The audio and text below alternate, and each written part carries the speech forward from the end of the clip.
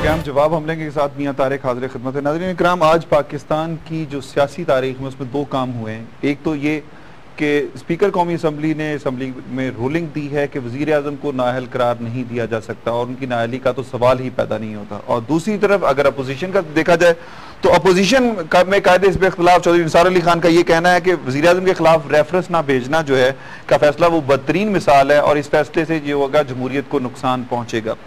क्या और वज़ीर आज़म साहब ने भी इस पे कमेंट्स किए हैं और उन्होंने ये कहा है कि जी ये जमहूरियत की फतह है, मेरे खिलाफ जो है स्पीकर ने जो फैसला दिया है ये पाकिस्तान में जमहूरियत जो जमहूरी निज़ाम चल रहा है उसकी फतह है। और मुझे जो है ये पहली मरतबा ये हुआ है कि पाकिस्तान में इस तरह की कोई फैसला करार देकर जो है जमहूरियत को फतह दी गई है। ये यकीनन पॉलिटिकल पॉइंट स्कोरिंग के लिए तो इस तरह के बयानात अपनी जगह ठीक हैं। क्या ये फैसला पाकिस्तान में एक नई जंग शुरू करने का मूजब तो नहीं बनेगा? क्या इस फैसले के बाद सुप्रीम कोर्ट का जो डिसीजन आया था उसकी अहमियत या उसकी वक़्त जो है वो ख़त्म हो गई है?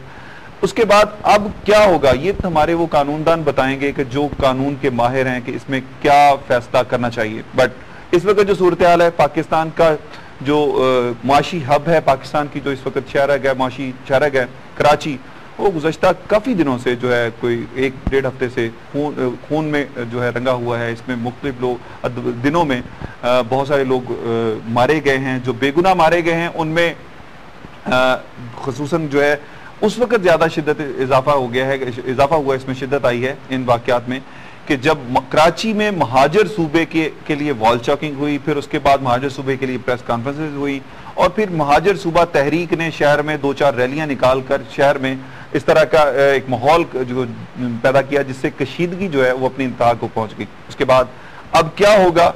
मुत्तहिदा कौमी मूवमेंट पे जो इल्जाम आ रहे हैं, मुत्तहिदा का कहना है कि ये है कि उनका इनसे कोई ताल्लुक या वास्ता नहीं है। और दूसरी तरफ जो सिंध के कॉम्प्रेस रहनुमा है, सिंध की कॉम्प्रेस जमाते हैं, उन्होंने जब मोहब्बत रैली कराची में निकाली तो उसके बाद उस पर जब फायरिंग हुई तो उसमें 13 से 14 अफराद जो थे वो जाँ बहक हो गए।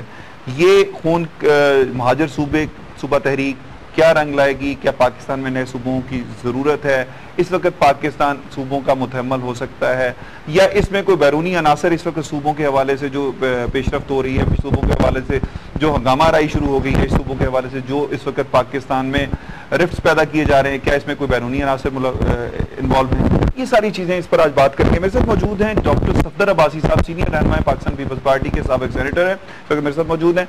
इनके साथ तशरीफ रखते हैं जनाब डॉक्टर मिराजुल हुदा सिद्दीकी साहब, मरकजी रहनुमा जमात इस्लामी पाकिस्तान के। मैं आप दोनों हज़रात का बड़ा मशकूर हूँ कि आप तशरीफ आए। लेकिन नाज़रीन इकराम, मुझे आज ज्वाइन करना था मुत्तहिदा कौमी मूवमेंट से भी उनके किसी राब्ता कमेटी के या किसी MNA या MPA ने, लेकिन अभी तक वो हमें ज्वाइन नहीं उन्होंने किया और ना ही अभी तक हमें उन्होंने बताया है कि जी कि वो जो हमें ज्वाइन आज के प्रोग्राम में कर रहे हैं या नहीं। लेकिन एक बात यह है कि हमारा प्लेटफॉर्म सबके लिए मौजूद है। किसी को भी अगर अपने मौक़िफ़ बयान करना है तो हमारे प्रोग्राम का प्लेटफॉर्म उनके लिए हाजिर है। जो मर्जी सब आकर हमारे इस प्रोग्राम के जरिए अपना मौक़िफ़ बयान कर सकते हैं।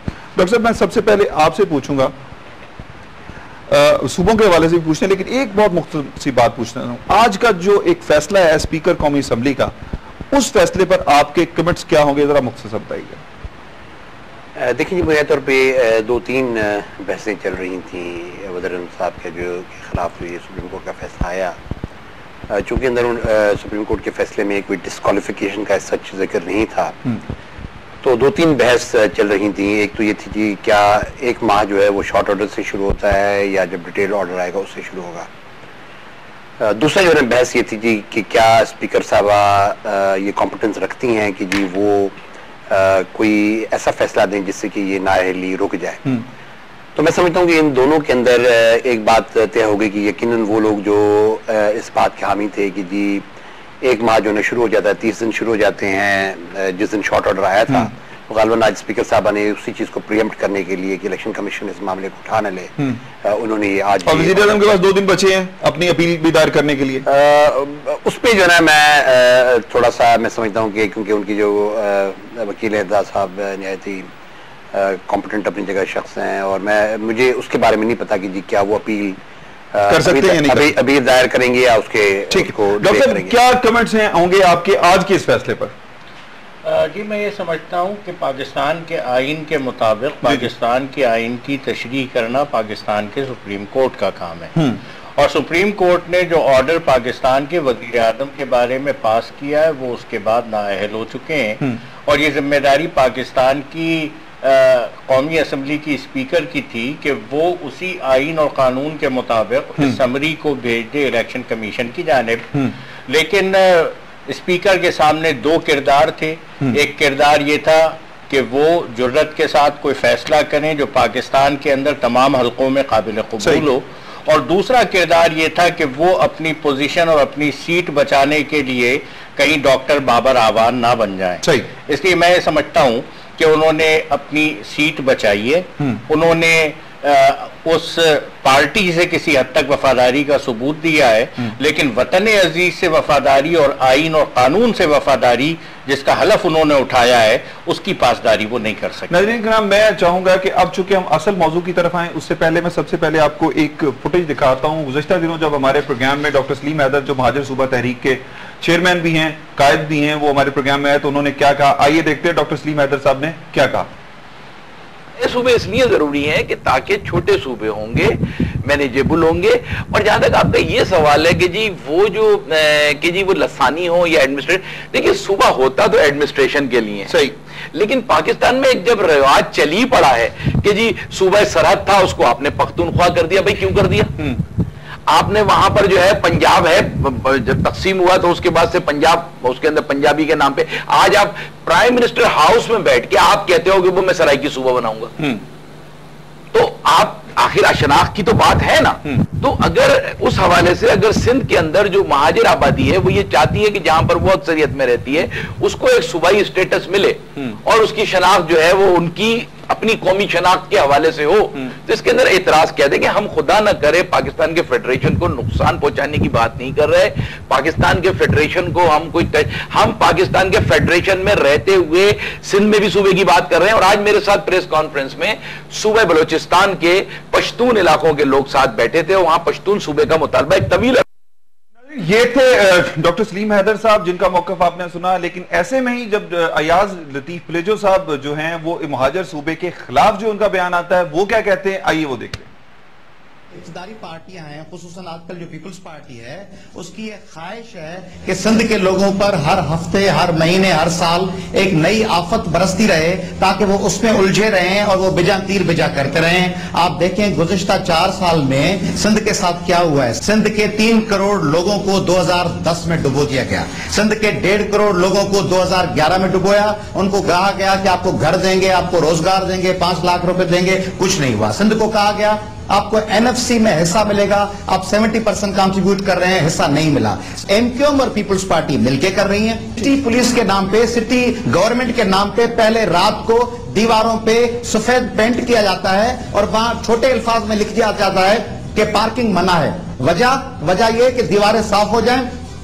दूसरे दिन उस पर आकर एक मखसूस तंजीम के एहलकार दूसरे नामों से अंडरग्राउंड शेप में आकर उस पर चैकिंग करते हैं। एमक्यूएम कहती है कि इनसे बात करनी चाहिए। पीपल्स पार्टी इस वक्त बी टीम बनी हुई है एमक्यूएम की, और पीपल्स पार्टी सिंध में बी टीम बनी हुई है आलमी ताकतों की कि एक मुहाज उन्होंने बलूचिस्तान में खोला हुआ है आलमी ताकतों ने, दूसरा मुहाज वहां सरहद में खुला हुआ है। तालिबान की वजह से स्ट्राइक की अलग इशू है। सिंध को डिस्टेबलाइज किया जाए उसका टास्क दिया गया है पीपल्स पार्टी को। और ये थे अयाज लतीफ प्लेजो साहब जिनका आपने मौकफ सुना। अब डॉक्टर सलीम हैदर का मौकफ भी हमारे मेहमानों ने सुन लिया और अयाज लतीफ प्लेजो साहब का भी। अब मैं अपने मेहमानों से ये पूछूंगा, डॉक्टर साहब ये बताइएगा क्या पाकिस्तान में नए सूबे एग्जिस्ट करते हैं और क्या सिंध में खुसूसन जो है जो इस वक्त महाजर सूबा तहरीक शुरू हुई है क्या ये एग्जिस्ट करती है? क्या सिंध में महाजर सूबा बनना चाहिए और अगर नहीं बनना चाहिए तो उसकी क्या वजह है, बनना चाहिए तो क्या वजह है? देखिए जी, ये जो सूबों की बहस चल निकली है, मैं समझता हूँ सबसे पहले तो ये बहुत ही अनफॉर्चुनेट बात है कि बहुत ही क्रिटिकल टाइम पे पाकिस्तान की तारीख के क्रिटिकल टाइम पे ये बहस छिड़ गई है। और बहस इस अंदाज में छिड़ी है कि जी वज़ीर आज़म साहब ने ये डिक्लेयर किया और उनकी साथ जो भी उनके हामी हैं और जो पाकिस्तान पीपल्स पार्टी के काबरीन हैं उन्होंने ये डिक्लेयर किया जी कि क्योंकि वज़ीर आज़म साहब जो ना वो सराइकी हैं और सराइकी सूबे की बात करते हैं इसलिए उनको वज़ीर आज़म की सीट से हटाने की कोशिश की जा रही है और किसी वो एक जो भी साजिश का जिक्र करते हैं वो किया गया। अब इस तनाजुर में इनिशिएट इस बात से हुआ कि जी मामला सराइकी सूबे शुरू हुआ और वो फिर बढ़ता बढ़ता सराइकी, हजारा, और फिर सराइकी सूबे की कंटूर्स क्या होंगी, फिर बहावलपुर सूबा, और वो सारा करते करते आज भी सूरत हाल है कि जहाँ सिंध के अंदर कोई जिक्र ही नहीं था किसी सूबे का आज तक। पिछले तकरीबन 60 साल तारीख में कभी किसी ने किसी भी ऐसी जमात ने जो कि सिंध को रिप्रेजेंट करती हो या सिंध के वोटर्स को रिप्रेजेंट करती हो, उसने कभी इसका जिक्र ही नहीं किया। वो अब जो है ना आके इस क्रिटिकल इशू मामले क्रिटिकल टाइम के ऊपर जो है ये मामला आ गए। सबसे बड़ी बात तो ये कि इस सारे अमल के अंदर मैं समझता हूँ कि बुनियादी तौर पे जो चीज स्टार्ट की गई थी, अगर उससे कोई पॉलिटिकल कैपिटल लेना चाह रहा था तो वो शायद पॉलिटिकल कैपिटल तो अपनी जगह रहा, लेकिन ये इशू सिंध के अंदर, क्योंकि बाकी जगह शायद जो है सुबह का जिक्र चलता रहेगा, तस्करा होता रहेगा, वहां पे शायद लोग एक दूसरे को बर्दाश्त भी करेंगे, लेकिन सिंध के अंदर अगर आपने सिंध की डिवीजन की बात की तो उसका नतीजा वही कुछ होगा जो कि आपको गुज़िश्ता 2 दिन पहले आपको नजर आया डेरे के बाहर ली मार्केट के अंदर। मेरी नजर में सिंध के हवाले से पहली बात तो ये कि मैं आज तक ये समझ नहीं सका, इस वक्त सूबों की जो बात पाकिस्तान में की जा रही, क्या वो इस वक्त प्रॉपर टाइम? बिल्कुल इम्प्रॉपर टाइम है। ये चीज बहस छिड़नी नहीं चाहिए थी, इसलिए कि पाकिस्तान के और बहुत से मसाइल हैं सूबों के अलावा। पाकिस्तान के अंदर सियासी सीरियस किस्म का कॉन्स्टिट्यूशनल बहरान डेवलप होता नजर आ रहा है, सीरियस आईनी बहरान नजर आ रहा है, सीरियस एक सियासी बहरान मुझे नजर आ रहा है, बहुत ही सीरियस मुआशी बहरान इस वक्त आपकी बजट नहीं बन पा रही, बहुत ही एक सीरियस नेशनल सिक्योरिटी का प्रॉब्लम है। इसके अंदर जो ना अगर आप जो ना ये बहस छोड़ देंगे सूबों की तो उसको तो एक डिविजिव है। डॉक्टर साहब मुझे तो मैं एक बात दूसरी बात मैं करूँ, और दूसरी बात ये कि मुहाजिर सूबे की जो भी दोस्त बात करते हैं, मुझे आज तक मुझे कोई ये बता दे कि वो एरिया कौन सा चाहते हैं उसके अंदर। अगर वो कराची को कोई नया सूबा बनाना चाहते हैं, कराची तो खुद बहुत एक डिवाइडेड सिटी है इसके इस वक्त, जिसके अंदर आधे लोग शायद चाहेंगे कि जी यहाँ कोई सूबा बने और आगे लोग चाहेंगे ना बने। तो क्या कराची के अंदर ही जो आपने नया फसाद फैलाना है और लड़ाई शुरू करवानी है? अच्छा। मैं समझता हूँ कि मुझे तो आज तक कंटूर ही समझ नहीं आया कि जो भी मुहाजिर सूबे की बात करता है कम से कम ये तो बताया कि उसके अंदर किन किन एरियाज को शामिल करा जाए। डॉक्टर साहब एक चीज बताइएगा, जिस तरह सफदर बासी साहब ने फरमाया कि क्या हम इस वक्त जिस कंडीशन में से गुजर रहे हैं, ये जो सूबों की पहले बात शुरू की पीपल्स पार्टी ने और फिर उसके बाद मुस्लिम लीग नवाज ने शुरू कर दी, और फिर मियां नवाज शरीफ साहब का एक स्टेटमेंट बड़ा जबरदस्त आया जिसपे पूरे मुल्क में बड़ी बहस हुई कि जी पंजाब के भले 10 सूबे बना दें, सिंध को तकसीम नहीं होने देंगे। सिंध की तकसीम के लिए तो सब लोग मुत्तफिक हैं कि नहीं होनी चाहिए, लेकिन जो महाजिर सूबे का एक एलिमेंट, जो महाजिर सूबे का एक नया शोशा यहाँ पे या नया एक कंट्रोवर्सी जो शुरू हुई है, आप समझते कि इसके पीछे बिहाइंड द कर्टन कौन लोग हैं और इसका असल मकसद क्या है? क्या पाकिस्तान में अनरेस्ट पैदा करना है? जी, मैं ये समझता हूँ कि इस वक्त जो पाकिस्तान के अंदर सूबों की बात हो रही है, जब कौमी असम्बली के अंदर पाकिस्तान के वज़ीर आज़म सराइकी सूबे की बात कर रहे थे तो सब लोगों ने ये बात समझाई थी कि जो आपके दाएं और बाएं खड़े हुए हैं और जिनका सराइकी सूबे से कोई ताल्लुक़ नहीं है, वो अगर सराइकी सूबे की हिमायत में करारदादें जमा करवा रहे हैं, बयानात दे रहे हैं, तो ये बिला सबब नहीं है। सही। और ये इसीलिए है कि आइंदा भी इसकी बुनियाद पर कुछ ना कुछ किसी चीज़ के हुसूल की कोशिश की जाएगी। सही। लेकिन हमें महसूस ये होता है कि इस मजमूई सूरत हाल के अंदर हुक्मरान आवाम को कुछ डिलीवर करने से तो महरूम है, ये सलाहियत तो अपने अंदर नहीं रखते, लेकिन ऐसे शोशे ज़रूर छोड़ते हैं जिसके ज़रिए आवाम उलझे रहें, जिसके अंदर आवाम जो है एक दूसरे से बाहम दस्त ब गिरेबा रहें। और मैं ये समझता हूँ कि सारे पस मंज़र और सूरत हाल के अंदर अब ये जो सिंध के अंदर गुफ्तगू शुरू हुई है, ये भी अजीब बात है कि जब सिंध की सूबाई असम्बली के अंदर करारदाद पेश होती है तो करारदाद की मुखालफत कोई भी नहीं करता, बल्कि सारी पार्टियां ये कहती हैं कि निज़ाम यहाँ पर किसी और सूबे की जरूरत नहीं है। सही। लेकिन ये भी एक बात अपनी जगह पर मौजूद है कि जब वहां पर कुछ लोग गुफ्तगू करते हैं तो सिंध असम्बली की MPAs को यहाँ पर धमकियां भी मिलती हैं और वो तहरीके इस्तेहकाक भी पेश करती हैं और धमकियां देने वालों के फोन नंबर भी पता चल जाते हैं। लेकिन उसके बावजूद जिस शहर कराची के अंदर इस वक्त ये मुहिम चलाई जा रही है, इस शहर कराची में हमारे वफाकी वजीर दाखिला की मेहरबानियों से ये कैफियत बनी हुई है कि किसी एक सियासी पार्टी की मर्जी के बगैर पत्ता भी नहीं खड़कता है। यहाँ पर समंदर की लहरें भी इस वक्त उनसे इजाजत लेकर अपनी जगह पर चला करती हैं। गुफ्तगू का सिलसिला जारी रहेगा। डॉक्टर मिराजुल हुदा सिद्दीकी, डॉक्टर सफदर अब्बासी साहब मेरे साथ मौजूद हैं। यहाँ पर लेंगे एक छोटा सा ब्रेक और ब्रेक के बाद जब वापस आऊंगा तो मैं अपने मेहमानों से ये जरूर पूछूंगा कि क्या नए सूबों का शोशा पाकिस्तान में अफरा तफरी फैलाने के लिए छुड़वाया गया है। हमारे साथ रहिएगा।